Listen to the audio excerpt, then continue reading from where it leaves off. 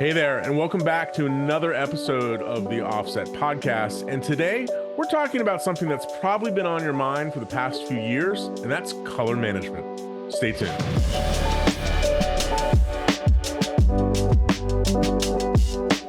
This podcast is sponsored by Flanders Scientific, leaders in color-accurate display solutions for professional video.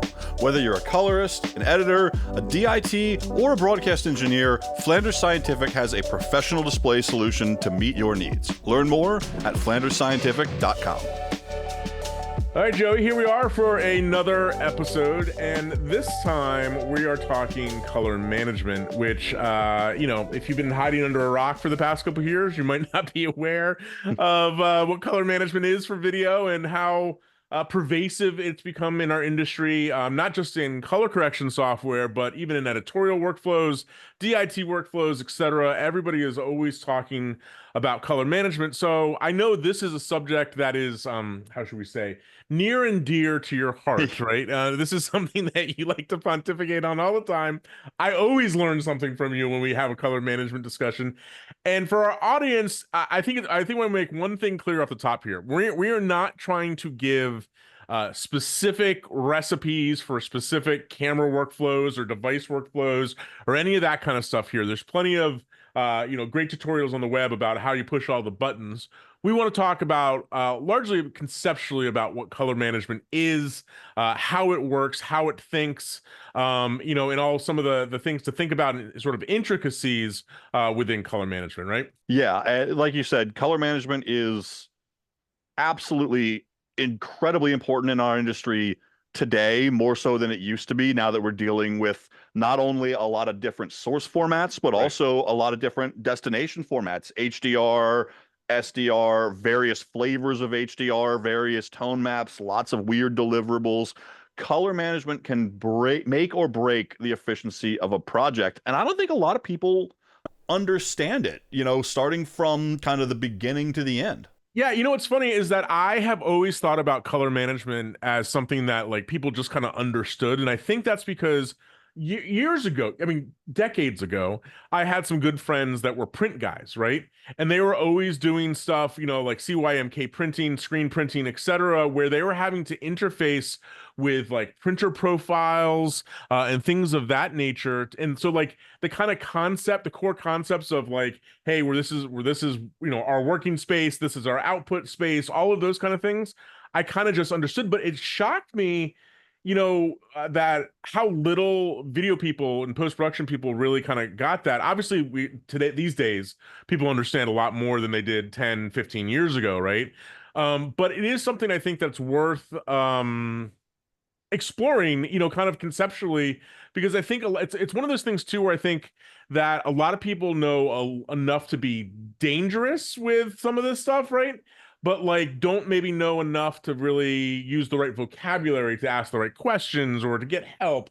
And I think that's really kind of what we're trying to cover today, right? Is again, not individual recipes, but more so some of that big picture stuff.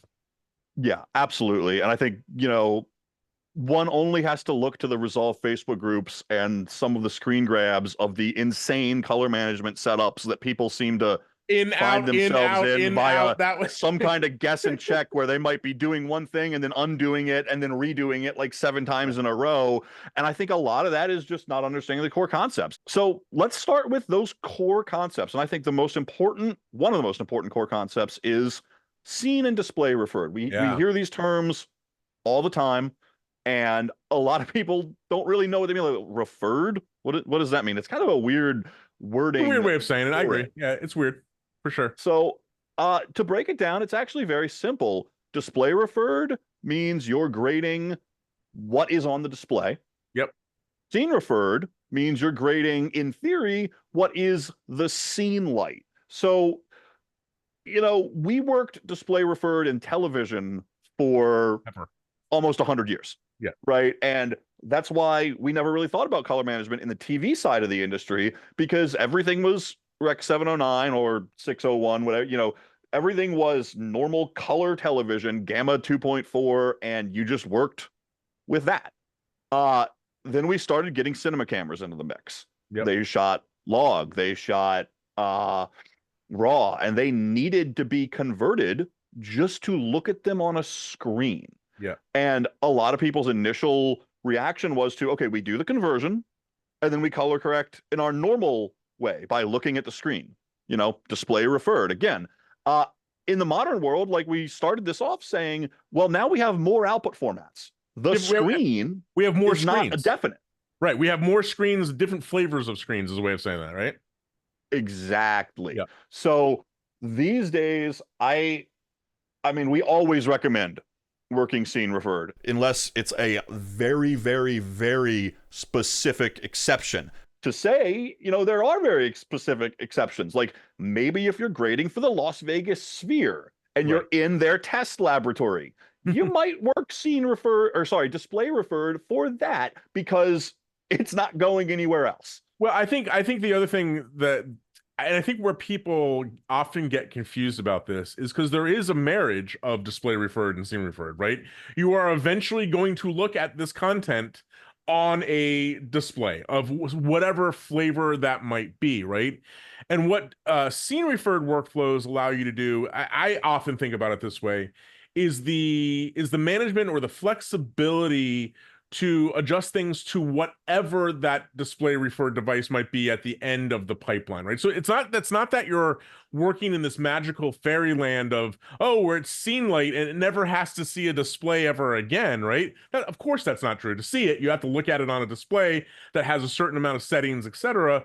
But what scene referred does, think about it almost as like your, and I'm going to use these terms a little loosey-goosey here, so please correct me, Joey, if I get it wrong, but it's kind of your working space. It's kind of your overarching pipeline of, okay, I'm going to work in this scene referred way. And just to be clear, we've all heard of scene referred workflows, right? Working in ACES, or we'll talk about later, working in DaVinci Wide Gamut, those kind of parts of it are components of a scene referred workflow, right? They're that working space that allows us to work in that stage of the process. Yeah. And, like I said, in television, we've always been display referred. In the land of cinema and movies, they've been scene referred because they were working with, at the beginning, negative film, right? You can't just look at negative film and see what it's going to be. Everything's backwards. Right. So you need to look at it under a transform, which was the print film. Then we got into digital intermediate, where you would scan the negative film, work with it inside of a computer under a display LUT that would emulate your print film. So you got something on your monitor that would approximate what it's going to look like after it gets printed back to film. That's still a scene referred workflow, right? Because you're working with the negative film under display transform, and that display transform is going to emulate the final print. Nowadays, we have very accurate displays that allow us to kind of see the entirety of the signal in ways that the idea is similar, right? The idea is exactly the same. Your log encoded footage off of your cinema camera is the same thing as that digital negative, right? Ideally we want to work with it in that scene referred native space, right? And then at the end of the pipeline, put it to wherever it needs to go. It needs to go to an HDR display, it needs to go to an SDR display, it needs to go to the Sphere, wherever it needs to go. We have that flexibility at the end. I think one thing that you mentioned that I think is also a little confusing to people is, I think when people, I always look at it as kind of like this before the knowledge you have before you have the real knowledge. And that is, for the past, I don't know, 15, 20 years, right? The idea of a lookup table or a LUT has gotten into more people's lexicon, right? They understand essentially what it does. It takes it from one thing to another thing, right? We always give the example of, hey, the easiest LUT to understand is you have a blue pixel, the LUT does some math, and you have red pixels on the other end, right? I mean, essentially that's what, for our purposes, that's what a lookup table is doing. I do generally consider lookup tables to be part of the overarching color management process, right? So if somebody tells me, hey, I'm using a LUT, and I'm not in the managed workflow, there's like an asterisk by that, because like you sort of kind of are. That LUT is going to make some assumptions of what the source footage is. It's going to make some assumptions for possibly make some assumptions for what your output device is going to be in that case, right? So a LUT is like a dumb form of color management, if you will, in the sense that it's just, I mean, we've talked about this before, and I'll put a picture in the post for this, but it's literally just a table of numbers that say, okay, for this input, make this output. And it goes down and down and down and down and down, hundreds of values to tell you that, right? And that is, again, it's not flexible color management, but it is a form of color management as far as I'm concerned. Yeah, absolutely. And a LUT can contain whatever transform it has in it, right? So Right. it's funny. I actually saw, again, back to the Facebook thing, I saw a big argument on Facebook about people saying, why are they called LUTs? That's a stupid name. Lookup table. What are you looking up? Like, no. You have an RGB triplet. You look it up in the table, and it gives you a new one. A LUT is just a text file with input numbers and output numbers and nothing else. I remember teaching this one time, and I was at a big conference. I think it was Adobe Max, and I actually opened up the LUT into a text editor, and there was like people. It was like Nirvana. And people like, what?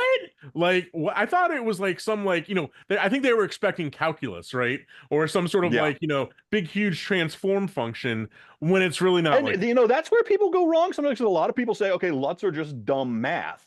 They're not really even math. They're substitution. Yeah, it's good right. Point. And I think that's an important thing to kind of differentiate. I say that all the time. Color-space transforms, which we'll talk about later, are math, right? They're doing it from a formula, not from a baked down set of values. But LUTs have been used in color management for a long time, and they can still be used. Like I said, the print example of when you're working with something that has to go to print film, they would use a print emulation LUT to look at it on a monitor. From that specific, off. And they would even get it from that specific lab that was calibrated. Yeah, hold on, I get it. The other thing I think that's related to this, and you hear oftentimes and I want to say, and I'm not trying to point fingers at people, but I do think there's a certain subset of people that think about color management, and the first thing that they think about is complicated, right? They think about like, oh, it's too many steps, too many buttons, there's too many things that can go wrong. And I always get this retort from that type of person is, I'm the color manager, right? I'm the colorist, right? I'm making the color management decisions. And I used to like think about that and be like, oh God, man, like you just don't want to learn about this, whatever. The more that I thought about it, there is some validity to the colorist as the color manager, or however we want to say that, right? The colorist is making obviously creative decisions about what shots are going on, making creative decisions about transforms, etc. And that is going to happen regardless of whether you're in a non-managed workflow, a fully color managed workflow, or somewhere in between, like with a LUT, right? You are still going to be making decisions that influence the output, right? How much you're going to crash the shadows, how are you going to blow out the highlights, how saturated your things are going to make. So it's not that the colorist is divorced from all of this, right? In terms of the color management workflow, you're still making this decision. Yeah, it's just like, but how much work do you want to create for yourself? Right. Because the attitude of I'm going to do everything manually. What if all of your files were video levels and and they were tagged as full range levels? Yeah, they'd be wrong. You could grade each shot manually to adjust for that, and it'd be fine. But you're just creating more work for yourself, and having a not good color management pipeline can do that, right? Especially if you have a lot of different sources, it can make way more work for yourself and mean you have to be sitting there working on technical fixes as opposed to creative. Yeah, and I think the other thing that working color managed does for people is it presents a certain level of consistency to the initial starting point for your shots. Because those same people I just mentioned, they'll often go, well, I can grade these shots faster than I can with pushing all the buttons to set this up. I could be halfway through the show by the time I figure that out. And I'm like, that is true. But multiply that by 1,000 shots. Right. You as the colorist are going to have some variability to how, like, fine, you might have been pretty consistent day one. You come in and sit back in front of the show day two, and now you're crushing the blacks a little bit, or you're saturating things a little bit more than you did the day before, or whatever, right? Color management, in whatever flavor it comes in, one of its other advantages is consistency to the starting point of your work. And I should be clear about what I mean by starting point, because I think that there is a tendency to think of color management solely as a way to get to a starting point, that log to a sort of a normalized looking transfer, or a transform. And I think that's definitely part of it. People want a good starting point, but color management is more than that. It can be part of your in-grade process. It can be obviously part of your output process. But I think that where I'm And it can be a big part of your look development process as well. right, but what I think where most people think of it is how do I go from log to looking at something that looks more normalized as a starting point, and that's fine. You're still going to do that work to eventually massage that image. What we're talking about in this case, where I think that I make the argument to a lot of people to try color manage, is that you don't have to do all that work up front to get it to the starting point. Yes. Right. So that kind of brings me to the next thing I want to talk about, which is, what are the actual steps in this color managed pipeline we keep talking about? You have the final output and you have what you start with. What happens in between them? And Yep. the way I like to look at it is there's three basically major regions of this, right? There is your original sources, Yep. whether they be log C, red raw, whatever, rec 709. There is what they are. Then there is the intermediate space, which is where you're actually doing your creative corrections. And then there's the output space, which is a transform from that imaginary intermediate space that isn't displayable to something that's actually displayable. And a couple things to kind of add to that, general 1, 2, 3 approach is sometimes your source space can be your working space. A lot of people like to color manage with their working space being log C. And there's nothing wrong with that. Like the most simple color management pipeline is a log C image, the airy LUT at the end, and then all of your nodes in the middle being your grade in log C. Now, if you have a odd shot that came from like a Panasonic log in that, you could color space transform that to log C. Now that kind of reminds me of the next thing I wanted to talk about. Hold on one second, because I think you hit on something. You said this, but I want to reiterate because it's so important that people get this. So what I heard you say is that there are essentially three parts to this pipeline. There's your starting point, your input, what the footage you have is. There's how you're working with it and processing it, that working space or timeline space or whatever you want to call that. And then your output space, right?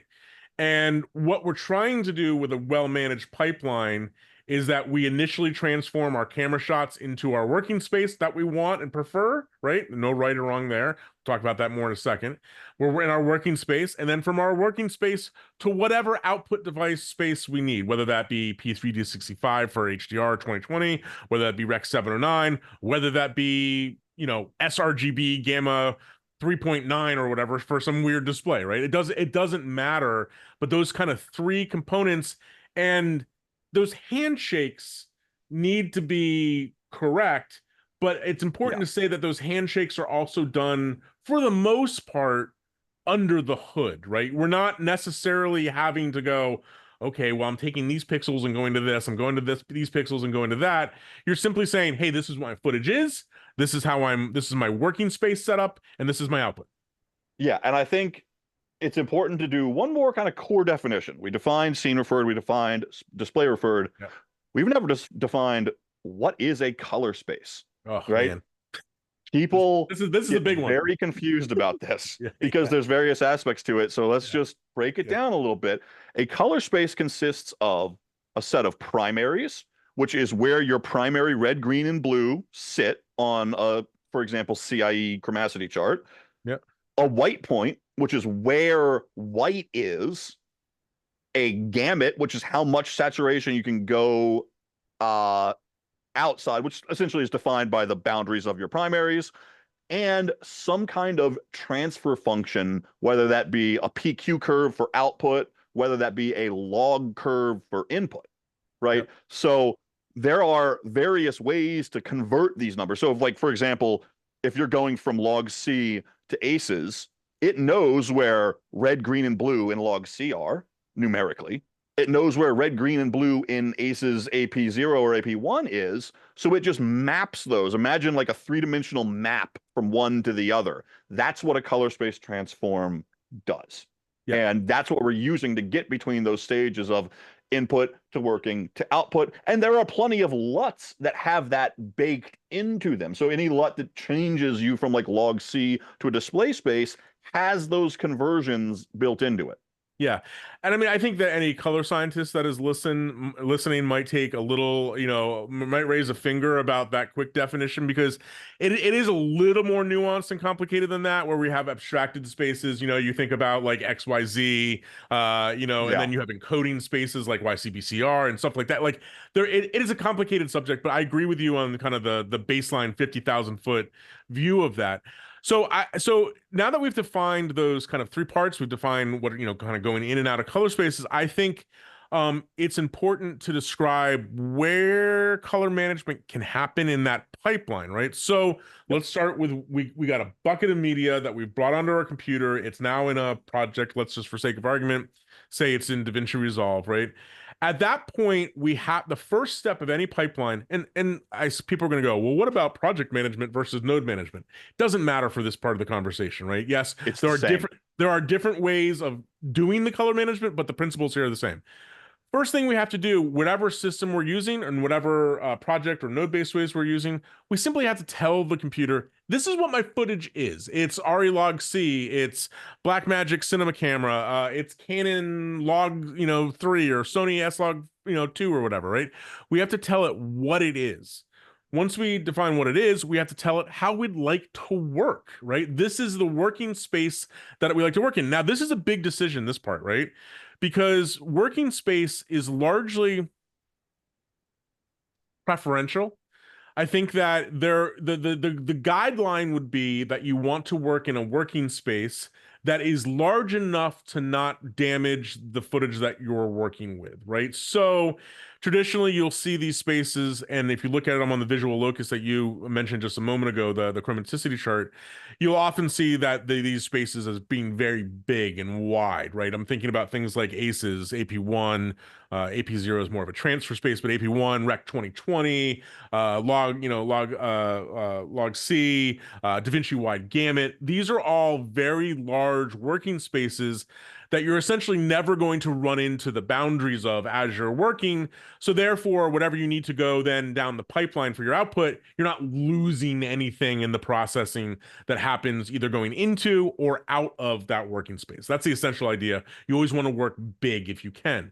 But Yeah, what and a lot of these working spaces are designed to be used with a particular set of output transforms. That's where you get into ACES, Resolve Color Management, etc. So if you're working in ACES, you probably want to be working with a, ACES working space, because the right. transforms from, for example, ACES CCT into your displays are all completely done and standardized and easy to use. Yeah. Same thing with Resolve Color Management, TCAM and Baselight, right? So usually that working space is tied to the output transform as kind of a partnership, but not necessarily always. And that's one of those times where you might want to think about some weird stuff. And by weird stuff, I think I think you're generally right that, if I'm working in ACES project, working in ACES, AP1 as my working space, makes sense to go to, in that pipeline. It doesn't have to be, but I think the one weird thing about this choice, and I actually, it's funny because when we did our conversations a few weeks ago with Nate McFarland from Dolby, which if you haven't listened to those episodes, be sure to check them out. One of the things that always struck me when talking to Dolby about this kind of thing in color management, like they're kind of like, whatever you want for your working space, whatever's big, like they're non-committal about it. Because this last point about it, I think, is important, is that the working space, another way of saying that, is your timeline space. It's kind of governing once you get your footage Intermediate. intermediate, once you get your footage in and tag it what it is, how you're going to be actually color correcting what space that is. It's largely about feel, right? That, the controls, if they are color space aware controls, will feel a little bit more normalized. If they're not, they're going to feel pretty different between these different working spaces, and how if you move one of the balls on your color control surface, you'd be surprised in a really big space where a tool is not color managed or color or space aware, a little move goes all the way out to the edge, like super far, Yep. right? Yep. So it can Now, be largely one about other that thing, preference. talking about working spaces that I think is kind of interesting to think about is, we mentioned earlier, you can use, for example, a LUT as your output transform, but all that we've talked about so far with this three-step process has implied floating point transforms, right? As in, we're doing the math completely imaginary in floating point land where there's infinite precision. Right. If you are involving LUTs in your process for any reason, whether that's some kind of transformation LUT, whether that's a specific print emulation that you're using as a display transform, you might actually want to not use as wide of a working space, because then that LUT might not have the precision to resolve that working space into the display space. That's kind of the weird outlier situation I was thinking of. But Yeah. in general, if you're staying floating point where you're not cutting off the precision and you're not clipping anything, how wide your working space doesn't really matter, right? You could multiply by 100, then divide by 100, and you get the same number back at the output. Yep. 100%. And so I think that choice, I think if you talk to a lot of colorists, they're probably going to say one of maybe a few things that we've kind of narrowed it down. I think people are going to say an ACES working space AP1. A lot of other colorists are going to say, their color corrector of choice native working space. So for Resolve, that might be, DaVinci Wide Gamut or / intermediate. And the Baselight, it's going to be their own flavor of a working space.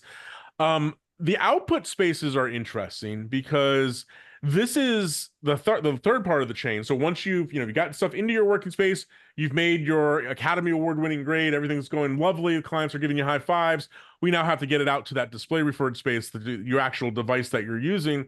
That's going to be a little interesting because some of these things are standardized industry-wide spaces, right? 709, Rec 2020, etc. But they can also be a little bit of like inside baseball kind of math that's going on that's based on those, right? So for example, in ACES, you have like something they call like simulated spaces for like projection setups, right? Like a D60 or, a D65 simulated space. That's an output transform that the guys at ACES, the ACES working group came up with. They go, this is how we can get, this to map to this display properly, etc. So there is standardized stuff for output, and then there is some sort of customized stuff. But the point generally with that output space, and this is a good rule of thumb to have, right?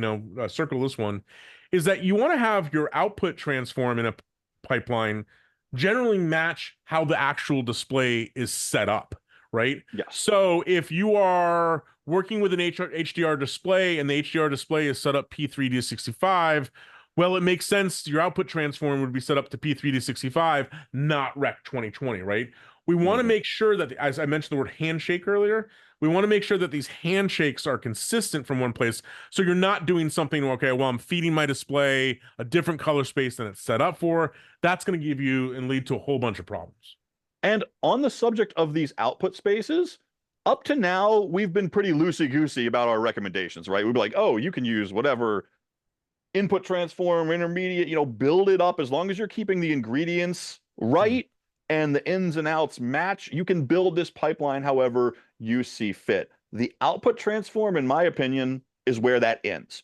You need to not do anything after that output transformation for a couple of reasons. The technical reason, doesn't exist. You could do an output transform, then do a display referred grade of that and tweak it a little bit if you didn't like it. But guess what? Then you lose any ability to change that output space to another deliverable without having to compensate again. Any ability to put that output transform anywhere else in the pipeline, right? So we talked about project-based color management, node-based color management. In other systems like Baselight, you would have layer-based color management. Where you're putting these transforms can logistically make a difference in your project. Yeah, so that's a big one, dude. That's a real big one. So project-based, let's start with that, right? Yep. Is when you're telling Resolve, okay, we just tag each clip as its input. We tell Resolve what the timeline space is. It'll automatically transform from those inputs. The great thing about that is most of that can be handled by metadata automatically, right? And then you set the output space. And then your node tree, as far as you're concerned, is just all in your timeline space. Easy peasy, you work as normal. That's kind of the simplest from an operator perspective way to do this. And to be clear, Joey, it does in a project-wide approach, you have your choice, and we'll expand on this more in just a second, but I want to be clear that concept of how that works is no different it doesn't matter which system you use, right? If you're using Yes. ACES, RCM, TCAM, whatever, it's the same basic flow. You're tagging footage, it's transformed automatically into your working space, automatically into whatever you have set up output. And it's also worth mentioning one important thing is that many systems, I can't say all, but many systems, they do treat raw footage a little differently in those type of workflows. You said I just want to be clear. You Yeah. said this, but I want to expound on this. You said this can happen automatically with metadata. That's true, but specifically with raw footage, oftentimes because raw is not a color space, right? It's raw. You're just It's automatically not an RGB image. right. You're automatically parsing that into your working space, all the math happening behind the scenes without you having to explicitly say, oh, yeah, this is RE raw, red raw, Sony raw, whatever, because it already knows that it's raw. It's not in a color space that you have to tag or define. So it's going to do that automatically.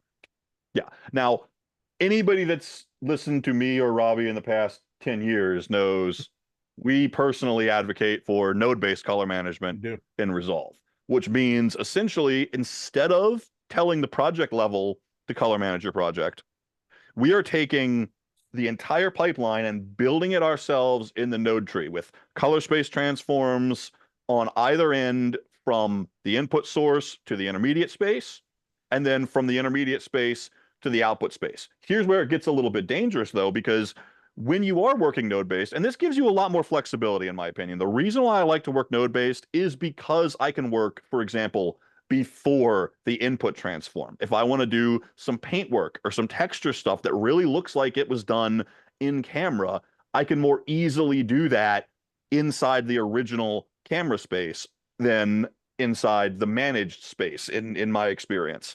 But I never, ever do anything past that output transform, even though in a node-based workflow, you could. The reason being because that will break lots of other things. And you can put that output if you're working node-based, there's a bunch of different organizational techniques you can use to put your output transform at the end of your chain.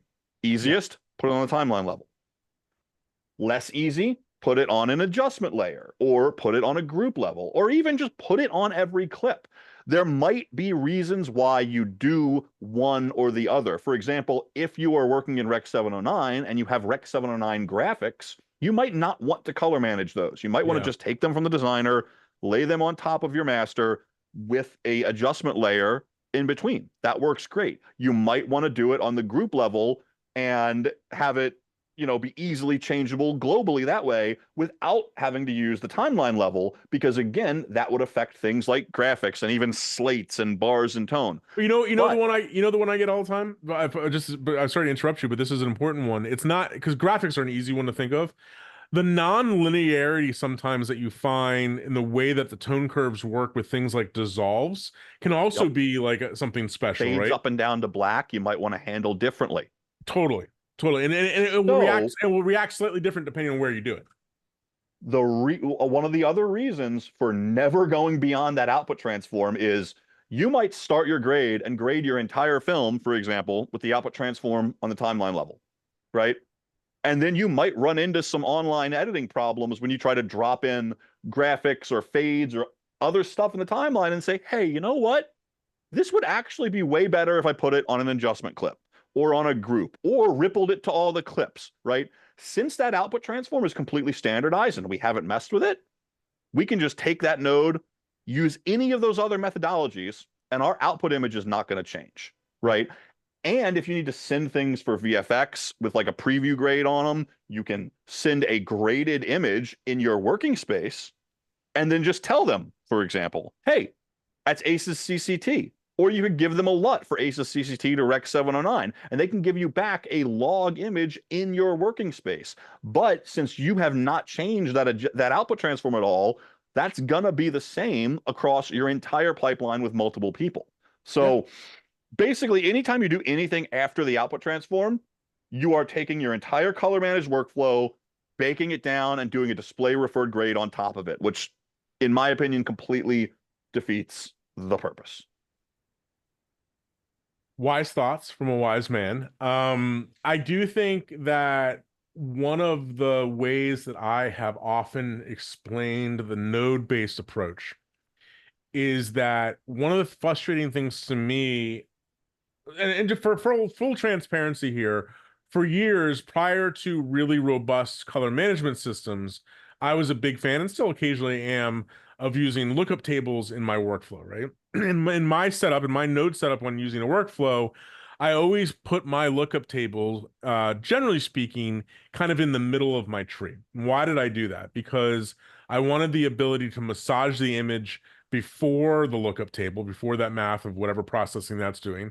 And I wanted the ability to do it afterwards, right? Like there's certain times like you would apply a creative LUT and I don't know, black level would be clipped at like, 7 or 8%. So you couldn't, if you couldn't do anything before the LUT, but after the LUT, you could bring that black level back down. That's just, one example. So when I started getting into a color managed pipeline, I was initially very frustrated by a project-wide approach doesn't actually allow me to do anything before that initial transform into my working space, right? And then it also doesn't really allow me to do sort of any part sort of after that processing if I know that's a bad idea, but it doesn't allow me that flexibility if I wanted to actually needed to do something after that process. Where node based, and I think one of the reasons that we love it so much is because or the reason I should say I love it so much is because it emulates that LUT workflow for me precisely. I put whatever transform is in the middle of my tree. And if you look at our tree, we'll post one of our trees. People can compare your complicated tree versus mine. You'll see in both there's a similarity, and that is that our transform into our working space is generally somewhere in the middle-ish of the tree, where we have nodes where we can process and do corrections in what we like to refer to as camera space. That's not exactly true, but let's just for the sake of argument call it that, right? In kind of the unprocessed pre-transform, pre-working space area. We do that transform, and then we have our working space, whether that be ACES or RCM or whatever it may be. And it simply just allows us to work on both sides of the equation at the same time. And there's perfectly great reasons to do that. One of the most ones I see all the time that hit the Facebook groups and other places like that is, oh, I got these artifacts, and they post a screenshot, and it's these little like black dots all over the clip.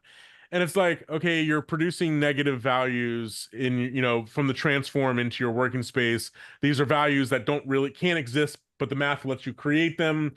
Therefore, you need to fix it. You need to apply some clipping or do something else. But guess what? It's really only solvable if you do that pre-transform, right? And you can't really do that pre-transform if you're in a project-wide approach. And in theory, right, these Yeah. color management systems are designed to make that not happen, right? But it You happens. shouldn't get weird negative values and gamut problems if you have the right input transform, the right intermediate transform. But guess what? Our footage isn't always perfect. Sometimes there's issues in the footage that will push things out of gamut or into negative values and weirdness and things Yep. like that. And Yep. you might need to tweak it. I love being able to go into camera space to do that, but I will die on the hill that you do not do anything after your output space. I understand that. The other thing I was going to say about this before and after thing of the transform, which node-based applications or approaches allow you to do, is that, and it's the same thing. Honestly, it's the same thing with lookup tables. Is that those transforms, even though they're a higher level of math, they're still expecting a certain set of conditions on input, right? They're still expecting that more or less, your gray levels, mid grays right about here, more or less, all these, these criteria are met. You can create some pretty crappy looking images with the correct transform, right? So it does also allow me to go ahead of the transform, massage the image a little bit, so the math of the transform is doing more or less what it should. So if like I have a clip, for example, that's a couple stops overexposed, it's going to look really terrible after I apply that transform. But yeah, because the transform is expecting it to be exposed correctly. Right, and chances are you could probably recover some of that detail because of floating point and some of the things that you spoke about earlier. But to me, it's just much easier to go ahead of the transform, bring that shot down a little bit before it gets to the math of that transform, and now I have the kind of correct, which is again very difficult and impossible to do in a project-wide approach. So that's why I just kind of like that flexibility of a node-based approach. Yeah, and that brings me to kind of the next thing that I think everybody's going to want to hear about, which is the actual tools we use for grading. And what Yeah. are things like color space aware tools? What are conventional tools that you would use? Do they Yep. behave differently in a color managed workflow? Things like that. And I think that's it's really important to know what the individual color tools do to the image and how that behaves inside this greater color management workflow. Big examples are things like contrast, saturation. We're going to talk about printer lights because that's like everybody hears about printer lights, and I think a lot of people don't understand printer lights. Yeah. But when you have tools that are known as color space aware, that just means that the input and output of what that tool is changing knows what color space it's working in and tries to tailor itself to that color space. As in, for example, if you use the HDR tools in DaVinci Resolve and you set the color space and the transform to Rec 709 when you're working in log C as your working space or ACES CCT in your working space, what it considers to be highlights and shadows are going to be wildly wrong, and you would need to adjust those ranges manually. So color space aware tools can be really, really useful because they're basically presetting where their controls start and finish their adjustment to the image to match your working space. Yep. Now, contrast and printer lights. This is where I think a lot of people go really, really, really wrong. And this is also kind of one of my other hills to die on. I want to preface something because I don't think, I mean, yes, it's wrong in the way that they think it works, but I don't want to blame these people because I do think that, like any industry, there's a little bit of hero worship that goes on and emulation of workflows, right? And so I think because I think I know what you're about to say. Part of the problem here is that a lot of people emulate what they see from higher end colorists who are willing to share some of their workflows, but not really gronking the entirety of what their process looks like and their workflow. So, you might see an A-list colorist going, oh man, I never use Lift Gamma Gain. I never use any of these tools. I'm just printer pointing everything. And voila, I won an Academy Award, right? What they're totally forgetting to tell you is what, Joey? The entire color science team that's building their color management pipeline. Right. And I'm with this. I'm one of the people that tells you, hey, use printer lights for basically everything. If you look at my node tree, it's entirely designed so that my primary grade basically just has to be printer lights because all the work is happening and all the other color management around those printer points. But what are printer lights and what is the contrast control, right? So that's what we need to talk about. Printer lights move the entire channel, red, green, or blue, up and down, basically. So your shadows go up, your highlights go up, your midtones go up, all proportionally. And a lot of people, like you said, will hear really great colorists who do amazing work say, yeah, this was like 99% printer lights. And then colorists will take their display referred grade in Rec 709 and start doing printer lights and say, why are my shadows hot pink, polluted, and weird, and my highlights are all wacky? Because printer lights were never, ever, ever designed to be worked not under a transform. They were never made to be used on a display referred image. What I mean by that is, let's go back in time to the film days again. What are printer lights? Why do we call them printer lights? And who's printing anyway? Right. So when you had negative film, you would project that film with an optical printer onto a print film, and that optical printer had red, green, and blue lights to expose the print film based on the negative that was contacted on top of it.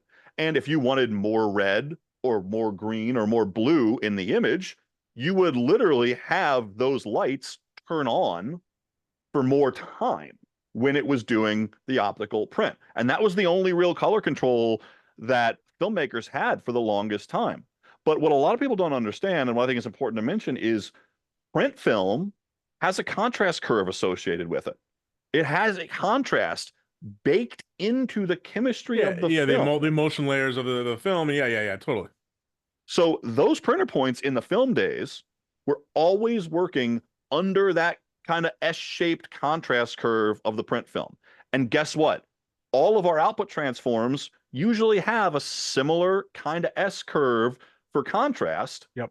And if you use printer lights underneath that in your color managed space, the shadows naturally kind of roll off into neutral. The highlights naturally kind of roll off into neutral because that's the way the output curve is working. And printer lights work great. In fact, they work better in a lot of cases than lift gamma gain because lift gamma gain is doing it based on a curve. And then you've got a curve for your highlights, curve for your shadows that's then happening under your output curve. You're double curving, which can get you some weirdness, which is why I also mentioned contrast. The default contrast setting in DaVinci Resolve adds an S curve.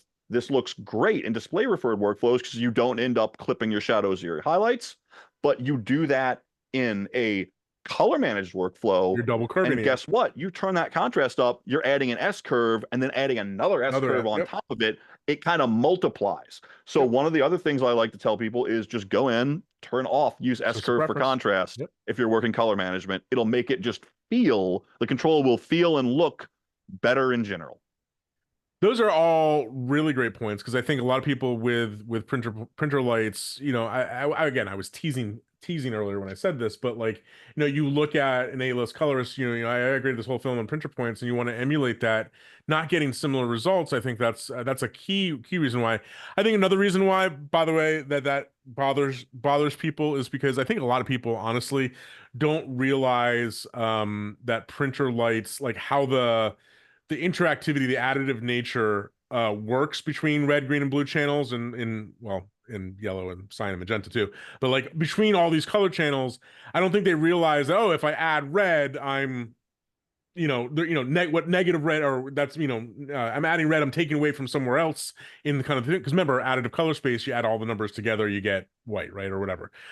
So no, it's a good point. I think I have one last thing I want to talk about color management, but it's a very tangential thing, okay? And to be honest, we don't have enough time in today's show to really dive into all the particulars about this because it is a complicated subject.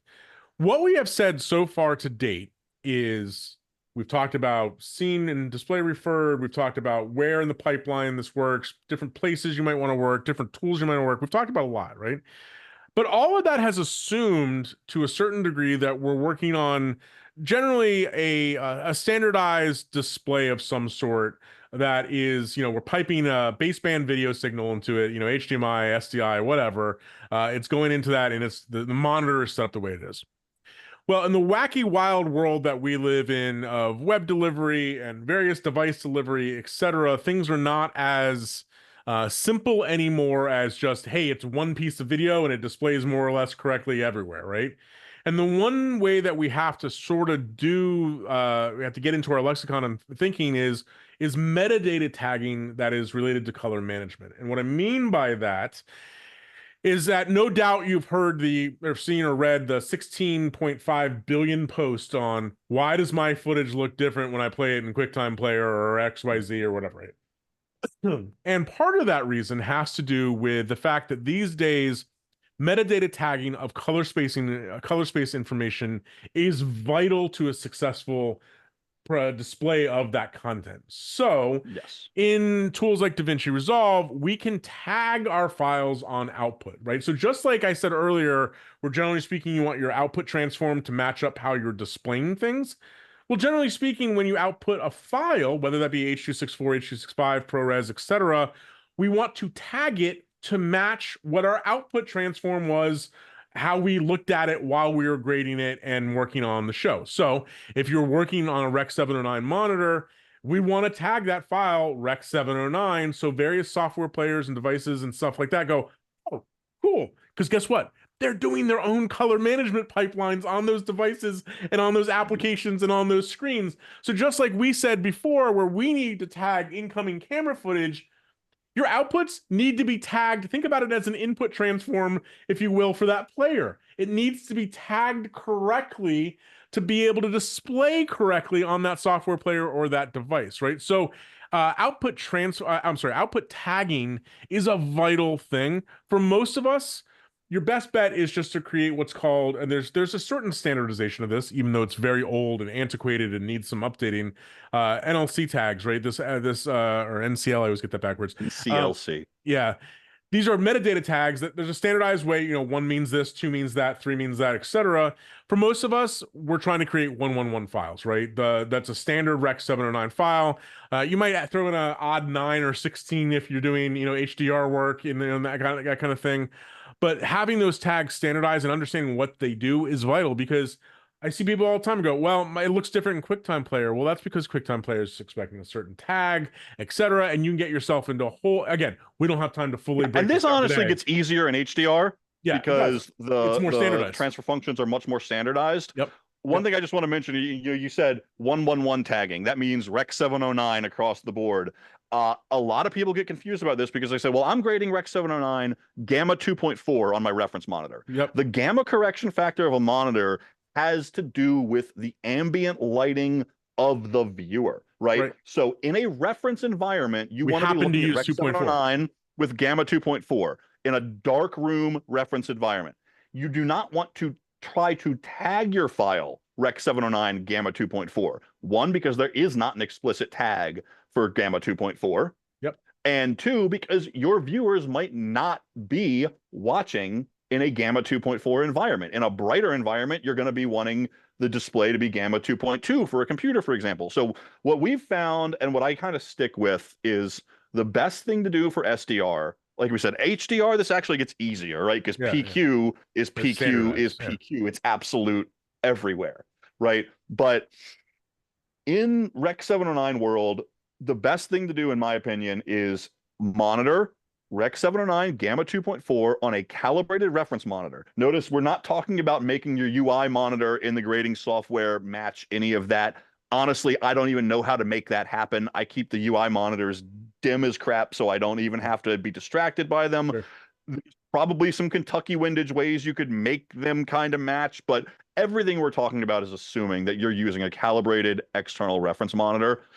If you're doing that and you're grading Gamma 2.4, tag everything 111, which interestingly in Resolve, you just do by setting the output color space to Rec 709 and the output gamma to Rec 709 as well. That will yield a 111 tagged file. Even though you are monitoring Gamma 2.4, your file won't have an explicit gamma curve assigned to it because, again, that depends on the viewing environment.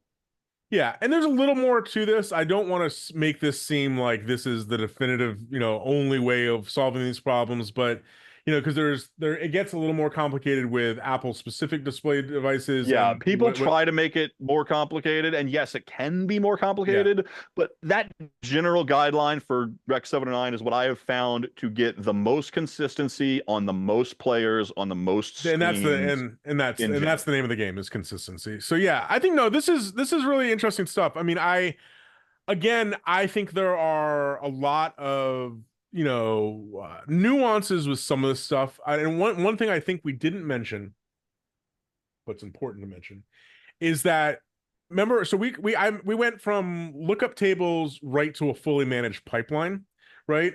Even though you might not choose a specific, you might not say, hey, I'm going to choose ACES project wide or RCM project wide. It's important to note that in a CST workflow, you're still color management, right? Like CST is a more sophisticated, it's not a LUT, of course, it's different math, but like you are essentially color managing when you're using color space transforms in your node tree.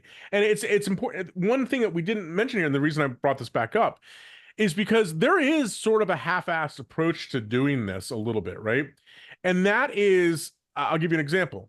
I often use CSTs into just a different flavor of something that I know to be a little bit more comfortable for the way that I want the tools to work, right? So I might not know exactly which version of S-Log it was for a Sony shot or whatever, what gamut, S-Gamut 3 Cine or whatever. But guess what I know? I know Ari has, kind of one or two things, and I can just use one of those, right? So I often will transform from, say, S-Log 3 or whatever into Ari, and then just do the rest of, just the rest of the work that way. So you can use sort of parts of color management to get the behavior of your tool set to change a little bit too, which is something Yeah, that absolutely. And we what you're didn't doing mention. there essentially is a full color management pipeline, right? If you go, if you have a mixture of S-Log and ARI footage, for example, and you transform all the S-Log to ARI, then you do all your grades in log C, and you just put a log C to Rec 709 or a log C to PQ LUT at the It's end of doing the that. same thing. Yeah, absolutely. It's doing the same It's thing. the exact, it's input, intermediate, output. Totally. You know, But I think and that's I think a lot of perfectly people don't. the way to I think a work. lot of people don't think that way. I think they think that it's a half, as I said, half-ass kind of. But it is a truly managed pipeline, and there's reasons to do that. You might have a whole. Let's just combine the two things.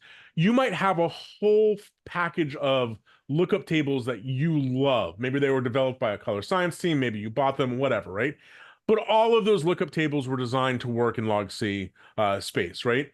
So you might go, hey, I love these creative LUTs. I need to use them on this project, but they're meant for log C.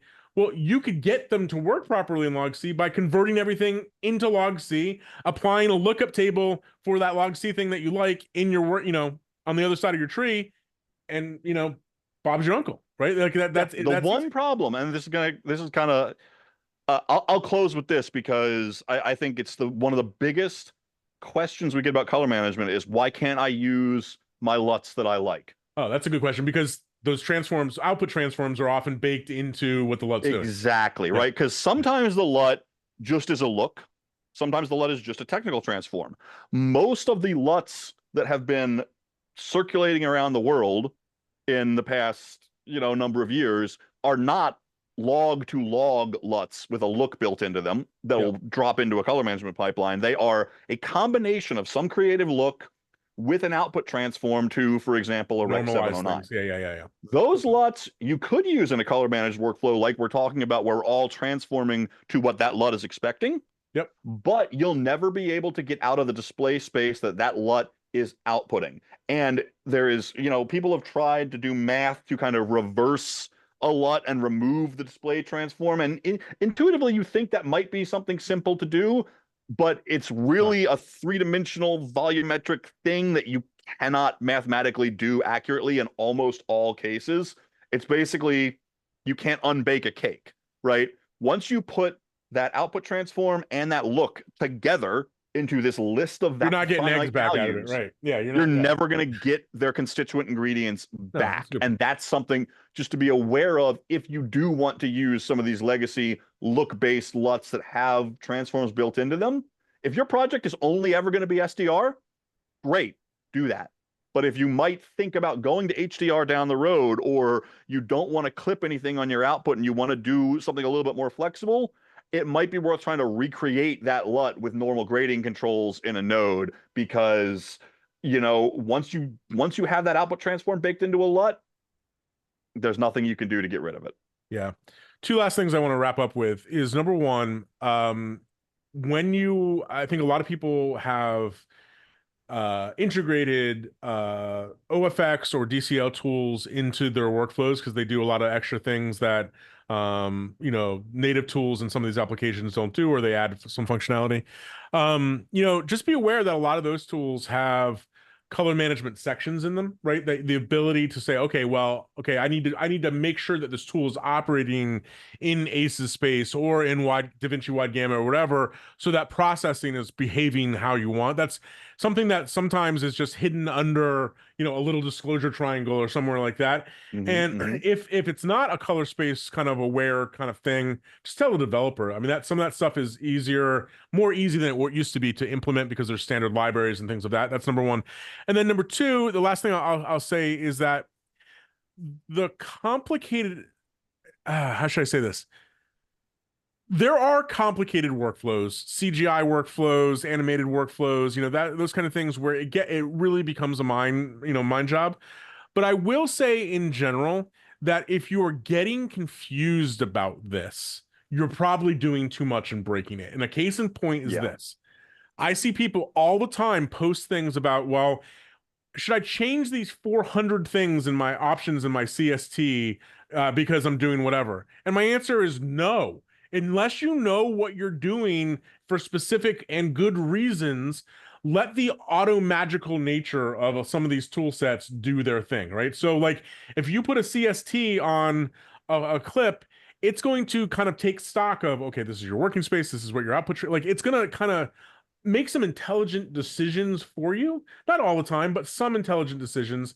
And so I would just stop messing with things so oftentimes, because I just find that people who have the biggest complaints about color management are often the people that are tweaking and not knowing what they're doing, which is Yeah. and to be fair, I have no idea what half of those sliders and things mean on some of these transforms either. So I just go, In general, right? Blackmagic has done an yeah, excellent job making the color space transform tool automatic. yeah. You set the input and output color space and transfer function, and anything beyond that, you very likely don't need to change because it'll automatically populate. Like there's the checkboxes at the bottom for different OOTFs and other different transforms. As you change options in your source and destination, Yep. you'll notice those checkboxes automatically turn on and off. That's a point of confusion for a lot of people. They don't realize that those options are automatically set based on what you're coming from and where you're going to. And if you want to change those, you really need to understand what you're doing and have a reason for it. That is one reason I think a lot of people go with Aces, because Aces doesn't give you that flexibility. Aces has a list of inputs and a list of outputs, and everything else is under the hood. Yeah, and I do think that the last piece of advice that I have for the tweakers out there is that it would be to get involved with, I mean, so you can't really get involved with, the Resolve development team or the Baselight development team other than giving them a feature request. But open source systems like Aces, you certainly can, if you would like to contribute to, I'm thinking of our friend Nick Shaw, for example, who's an incredible color scientist. He contributes all the time to the Aces platform of, hey, this is how this should work, this is how that should work. And so there is a certain level of tweakability on some of the open source platforms like Aces. If you wanted to make your own IDTs or your own ODTs, that is possible. But generally speaking, if you find yourself getting more complicated than your gut's telling you, you're probably more complicated than you should be. Yeah. If it's too hard, you're probably doing something wrong. Yeah, very good. Joey, this has been an exceptionally good and fun talk. We covered a lot of ground here. Of course, for our viewers, if there's anything that doesn't make sense, you want clarification, just let us know wherever you find this. And to that end, remember, you can always find episodes of the Offset Podcast on YouTube. You can find them just by searching for the Offset Podcast, or you can use our YouTube handle, which is at the Offset Pod. At the Offset Pod is where we are on YouTube. And of course, you can always find us on social platforms like Facebook and Instagram. Again, searching for the Offset Podcast. Actually, the last thing I want to say about this is that a lot of people aren't aware. We've been doing this for about 9 months or so, every 2 weeks for about 9 months. It's been going. It's been a lot of fun. But we could always use some more ideas. And if you have an idea for the show, we have a website for the show. It's just offsetpodcast.com, offsetpodcast.com. There's no just offsetpodcast.com. And then you can click on the submit an idea button at the top of that page. That comes right to us, and we'll consider it for an idea for a future show. So if you have some ideas, please let us know. And of course, wherever you find this podcast, like and subscribe. That always goes a long way. Big thanks to Stella, our editor, and big thanks to Flanders Scientific, as always, for being an amazing sponsor. So, Joey, that was good stuff, man. So, for the Offset Podcast, I'm Robbie Carmen. And I'm Joey Deanna. Thanks for watching.